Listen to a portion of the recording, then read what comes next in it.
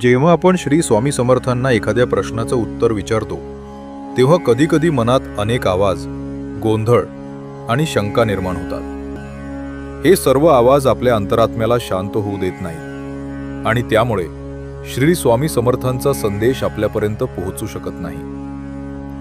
अशा वेळी ही प्रार्थना मन, विचार आणि भावना शांत करून केवळ स्वामींचा दिव्य संदेश ऐकण्यासाठी उपयोगी ठरते। प्रार्थना।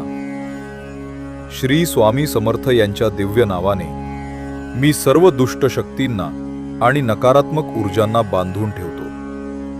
मी प्रत्येक दुष्ट आत्म्याला आणि गोंधळ निर्माण करणाऱ्या शक्तीला आत्ता आणि इथेच शांत राहण्याची आज्ञा देतो। माझे विचार, माझी इच्छा आणि माझ्या भावना या सर्वांना मी श्री स्वामी समर्थ